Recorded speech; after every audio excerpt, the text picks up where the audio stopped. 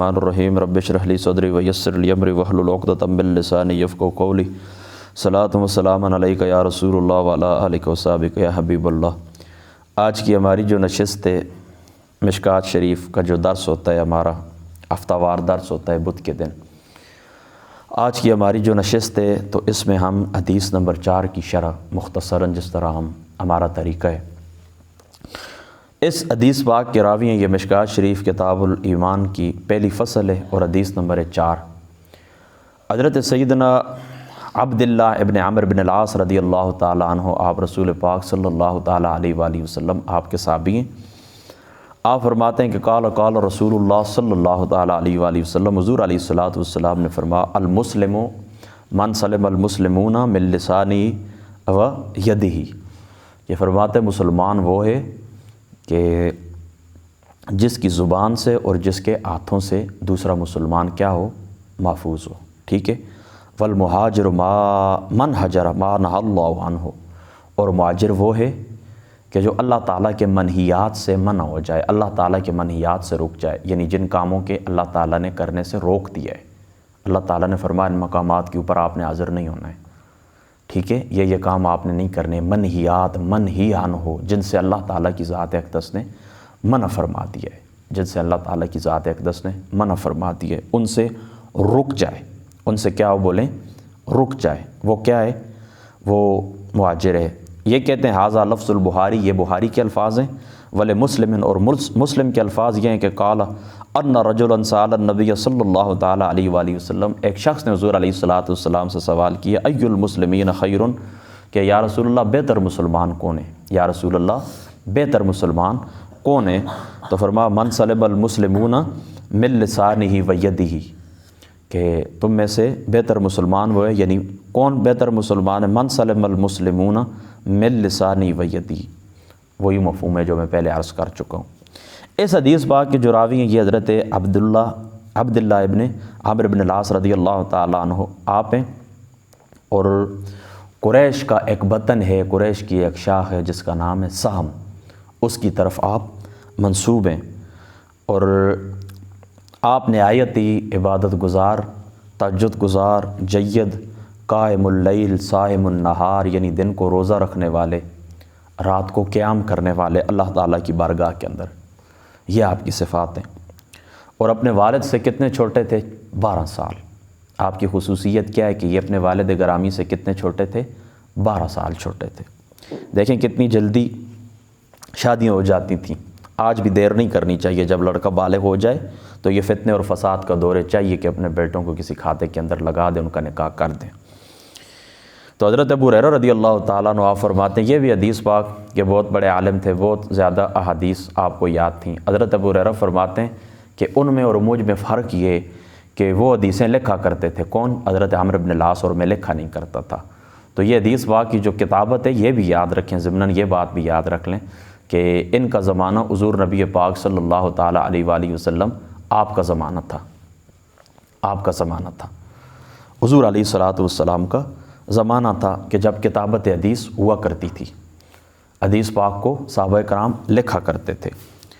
ان کی شان یہ تھی کہ یہ اہل بیت پاک سے بڑی عقیدت رکھتے تھے، بڑی محبت رکھتے تھے حضور پاک کی آل سے، اگرچہ اپنے والد کی خوشنودی کے لیے، یعنی اپنے والد نے ان کو نصیحت کی تھی تو اس نصیحت کے اوپر چلتے ہوئے یہ اس طرح کیا کرتے تھے کہ حضرت معاویہ رضی اللہ تعالیٰ عنہ آپ کے پاس بیٹھا کرتے تھے، آپ کے ساتھ آپ کا آنا جانا تھا، لیکن اس میں بھی کوئی شک نہیں ہے کہ اپنے والد سے آپ کی بڑی محبت تھی، اور انہی کے نقش قدم کے اوپر چلتے ہوئے، انہی کی نصیحت اور وصیت کے اوپر چلتے ہوئے حضرت عمرو بن العاص رضی اللہ تعالیٰ عنہ، یہ حضرت سیدنا معاویہ رضی اللہ تعالیٰ عنہ آپ کے پاس بیٹھا کرتے تھے۔ تو یہ حدیث پاک کے راوی یہ فرماتے ہیں کہ یعنی پہلے سب سے پہلے اس طرح ہے کہ میں آپ کو اس حدیث کی حقیقی مراد آپ کو بتاتا ہوں۔ اس حدیث پاک کی حقیقی مراد دوستو یاد رکھو، یہ حضرت محدث دہلوی رحمۃ اللہ تعالیٰ علیہ آپ فرماتے ہیں اشہۃ اللمحات کے اندر جو مشکوٰۃ شریف کی شرح، آپ فرماتے ہیں حقیقی مراد اس کی یہ کہ جو شخص حقوق پروردگار کی ادائیگی کے ساتھ ساتھ خلق کے حقوق بھی بجا لاتا ہے وہی کامل مومن ہے۔ یعنی اللہ تعالیٰ کے جو حقوق ہیں ان کو ادا کرنے کے ساتھ ساتھ جو بندہ بندوں کے حقوق بھی بجا لاتا ہے وہ کامل مسلمان ہے۔ وہ کیا ہے؟ کامل مسلمان ہے۔ یہ اس حدیث پاک کی حقیقی مراد ہے، یعنی تمہاری زبان سے تمہارے ہاتھوں سے دوسرے لوگ محفوظ رہیں۔ اس میں اشارہ کس طرف ہے؟ حقوق العباد کی طرف، لیکن یہ نہیں کہ جو بندہ صرف حقوق العباد ادا کرے، یعنی بندوں کے حقوق ادا کرے، اللہ تعالیٰ کے حقوق کو چھوڑ دے تو وہ بندہ کامل مسلمان ہے۔ نہیں، اس حدیث پاک کا معنی ذہن میں رکھنا ہے آپ نے کہ اللہ تعالیٰ کے حقوق ادا کرنے کے ساتھ ساتھ جو بندوں کے حقوق بھی ادا کرتا ہے وہ کیا ہے؟ وہ کامل مسلمان ہے۔ یہ اس حدیث پاک کا کیا ہو گیا؟ حقیقی مفہوم ہو گیا۔ اب میں آپ کو بتاتا ہوں کہ عمومی طور پر دیکھیں اس حدیث پاک کے اندر آقا علیہ الصلوۃ والسلام کی ذات اقدس نے زبان کا ذکر پہلے کیا ہے، ہاتھوں کا ذکر بعد میں کیا ہے۔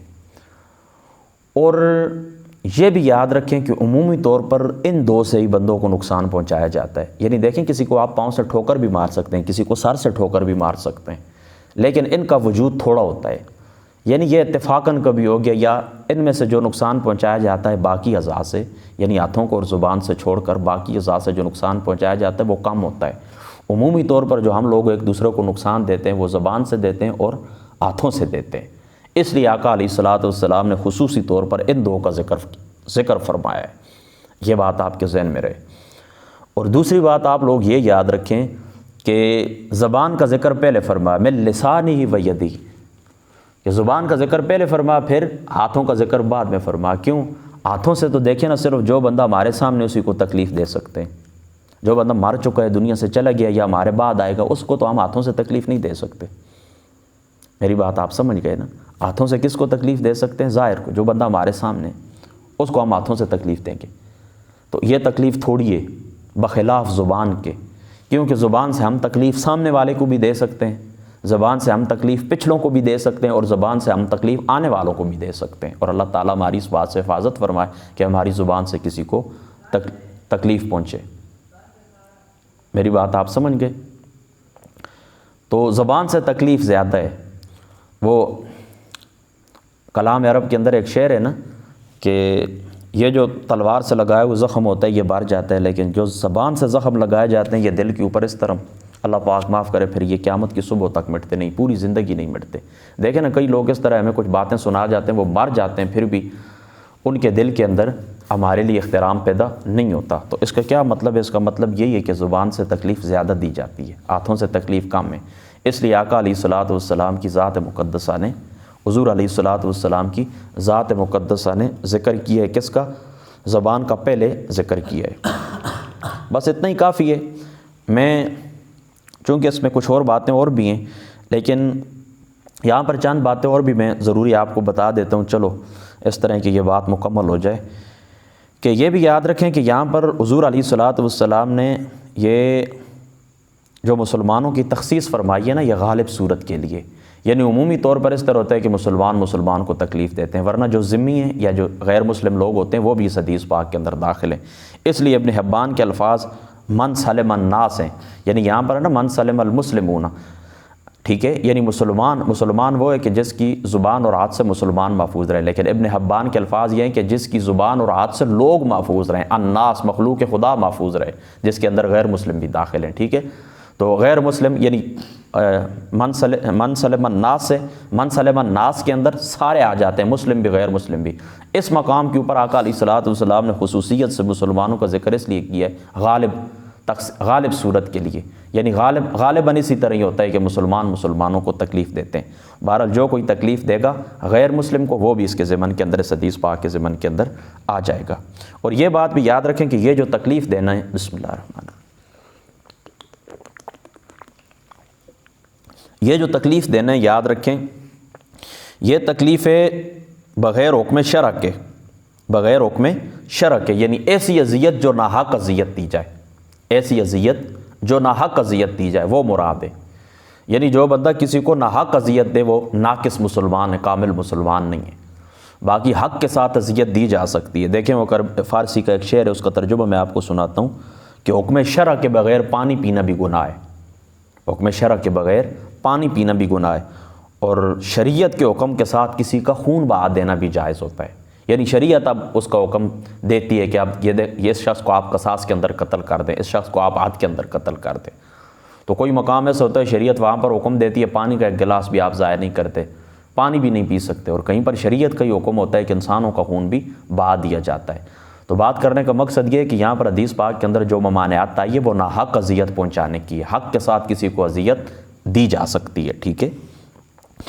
اور یہ بات بھی یاد رکھیں کہ حدیث پاک کا مفہوم یہی ہے کہ یہ باتیں ایک مسلمان کی شان کے خلاف ہیں، یعنی مسلمان اور پھر کسی دوسرے مسلمان کو یا غیر مسلم کو انسان کو تکلیف دے، یعنی دوسرے ابن حبان والے الفاظ بھی ساتھ شامل کر لیں، مسلمانوں کو غیر مسلمانوں کو تکلیف دے اپنے ہاتھوں سے اپنی زبان سے، یہ کس کی شان کے خلاف ہے؟ مسلمان کی شان کے خلاف ہے۔ اور دوسری بات جو نبی پاک صلی اللہ تعالیٰ علیہ وآلہ وسلم نے حدیث مبارک کے اندر فرمائی ہے، بسم اللہ الرحمن الرحیم، والمہاجر من حجر ما نہا اللہ عنہ، کہ مہاجر وہ ہے کہ جو کن گناہوں سے، جن کاموں سے اللہ تعالیٰ نے منع کیا ہے ان سے ہجرت کرے، جن کاموں سے اللہ تعالیٰ نے منع کیا ہے ان سے ہجرت کر جائے، تو وہ کیا ہے؟ کامل مسلمان ہے۔ یہ بات آقا علیہ الصلوۃ والسلام نے کیوں فرمائی؟ یہ بات حضور علیہ الصلوۃ والسلام نے اس لیے فرمائی، یاد رکھیں، مہاجرین کی ترغیب کے لیے، مہاجرین کی ترغیب کے لیے، کہ دیکھیں تم نے ہجرت کی ہے، تم نے ہجرت کی ہے، ظاہری صورت تم نے ہجرت کی ہے، تو اس ہجرت کے اوپر اترانا نہیں ہے، بلکہ جن کاموں سے اللہ تعالیٰ نے منع کیا ہے، حقیقی مہاجر وہ ہوتا ہے کہ جو ان کاموں سے باز آ جائے جن کاموں سے اللہ تعالیٰ نے منع فرمایا۔ لہٰذا اگر تم نے ظاہری صورت ہجرت کی ہے تو اس کے ساتھ ساتھ تم نے باطنی ہجرت بھی کرنی ہے، یعنی جن کاموں سے اللہ تعالیٰ نے گناہوں کی خطا کے جو کام ہوتے ہیں ان سے بھی آپ نے کیا ہونا ہے؟ باز ہونا ہے۔ اور دوسرا یہ حضور علیہ الصلوۃ والسلام نے خوشخبری سنائی ہے کن لوگوں کو؟ کہ جو مہاجرین نہیں تھے، جو مہاجرین نہیں تھے، جو ہجرت نہیں کر سکے تھے کسی پریشانی کی وجہ سے، کسی معاملے کی وجہ سے، کمزوری کی وجہ سے، جو لوگ ہجرت نہیں کر سکے، تو حضور علیہ الصلوۃ والسلام نے ان کو خوشخبری سنا دی کہ کیا ہے، تم تو ہجرت نہیں کر سکے ہو، تم تو ہجرت نہیں کر سکے ہو، لیکن جن کاموں سے اللہ تعالیٰ نے منع کی ہے تم ان سے باز آ جاؤ تو تمہاری ہجرت مکمل ہو جائے گی، تمہاری ہجرت ہو جائے گی، تم مہاجر کہلاؤ گے اور حقیقی مہاجر کہلاؤ گے، یعنی ان کاموں سے باز آ جاؤ۔ تو ایک طبقے کے لیے یہ ترغیب بنتی ہے اور دوسرے طبقے کے لیے یہ ترغیب بنتی ہے، یعنی ان کو ابھارنا ہے کس بات کے اوپر؟ کہ خبردار جن کاموں سے اللہ تعالیٰ نے منع کیا ہے ان کاموں کے قریب آپ نے نہیں جانا۔ باقی وہ جو آتا ہے کہ پھر مسلم کے الفاظ یہ ہیں اور بخاری کے الفاظ یہ ہیں، چلو ان کو چھوڑ دیتے ہیں کہ اس کا آپ کو فائدہ کوئی نہیں ہے۔ بس اتنی گفتگو ہے اس حدیث پاک کی، یہ مختصر شرح جو میں نے آپ لوگوں کے سامنے بیان کی، بس اللہ تعالیٰ عمل کی توفیق عطا فرما۔ واخر دعوانا ان الحمد